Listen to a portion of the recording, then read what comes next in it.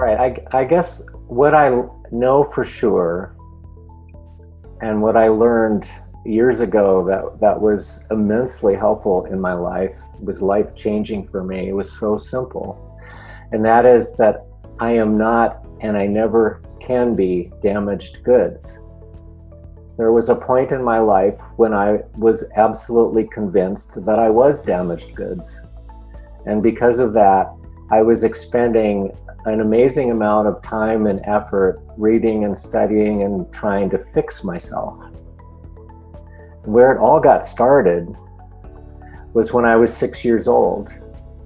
And my family was on vacation in northern Minnesota. My father was a minister of a small church in North Dakota.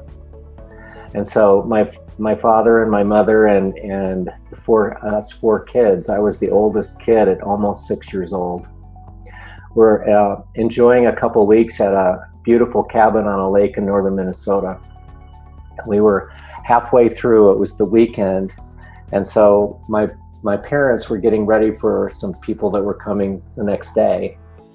My father took my brother Eric and I to the local store in the old maroon Plymouth automobile. And I remember driving through the trees in the forest to this tiny little hole-in-the-wall store in the North Woods, getting some groceries. And one of the things my father bought us was sailor hats because he was in the Navy. And I remember driving back to the cabin along this beautiful road and sun-dappled sunlight coming through the trees, and sitting in the front seat feeling so proud of my sailor hat, sitting next to my dad. There's a spot in the road where the road comes bursting out of the woods and crosses a railroad tracks. And what my father had noticed was that people didn't stop at that railroad tracks. But what he didn't know was that at 1 o'clock on Friday afternoons, a freight train came roaring through there. And so what happened on that particular day is we came bursting out of the woods at 1 o'clock on a Friday afternoon, and a freight train was coming, and he slammed on the brakes, and the car stopped right on the tracks. And I remember looking up and seeing this freight train hit our car, and it knocked it 60 feet through the air. And sadly, my father died on the side of the road that day. And for years after that, I had nightmares.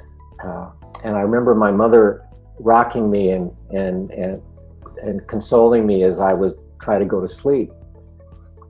And years later, when I got my driver's license, I discovered that I would feel nervous every time I would be in the car up against the railroad tracks, and I would hear the train whistle, or I would hear the gate going down, or the clanging bell. And I would have these little anxiety attacks. And at various points through my teens and my 20s, I sought out help because I would rather not have those experiences. So I spoke to ministers, and I spoke to counselors, and I was in a therapy group at one point. And the general consensus was, when I told people what I had experienced, was, oh my God, that happened to you? No wonder you're having this experience. You'll probably be dealing with this your whole life. Let's see if we can help you with the symptoms.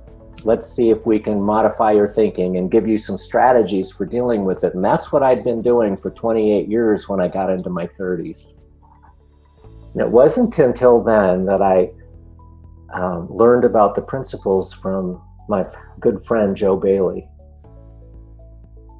And we had conversations about it, and I had this insight that I realized that for years I had thought that this painful, tragic experience had somehow taken up residence in my body, mind, and soul in some way, so that what would happen is when I heard the train whistle, this monster in me would emerge and take over my experience. I thought there was a direct connection between what happened when I was 6 years old and what I was experiencing besides the railroad tracks at age 33. 28 years, and I'd had this experience over and over again. I think in today's terms, it would probably be called post-traumatic stress disorder. I remember Joe asking me the question, if there's a causal relationship between the crash and the experience that you're having now, you must have it all the time whenever those things occur, because it's an automatic causal relationship. And I thought about it and I said, you know what? I remember a time a couple of weeks ago when I was at the railroad crossing, but I was with a woman that I was in love with. And I was enjoying the conversation. But looking back on it, I recognized that the train whistle happened and the train came roaring through and the gate came down and the bell was clanging. But all I was experiencing was this wonderful conversation with this beautiful woman I was with. And then it hit me that my experience was not coming from the train crash, that there was no causal connection between what happened when I was 6 and what I was experiencing in the present moment.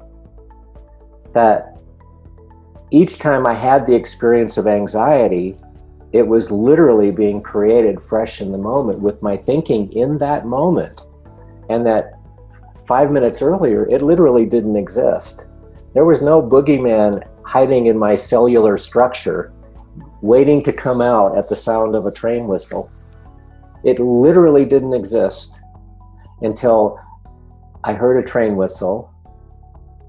It triggered a memory, and then I slipped into habitual thinking about the train crash, which felt a certain way. And I would literally be recreating it. I remember looking at Joe and I said, are you freaking kidding me? I've been doing this to myself all these years. And he just smiled and he said, yeah, I'm afraid so, but that's the good news, right? Because now that you know that, you no longer have to have that experience. And I'll never forget the very next time I heard a train whistle. And I smiled and thought, that's what used to trigger that experience.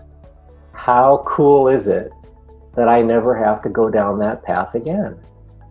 It just completely disempowered that whole experience.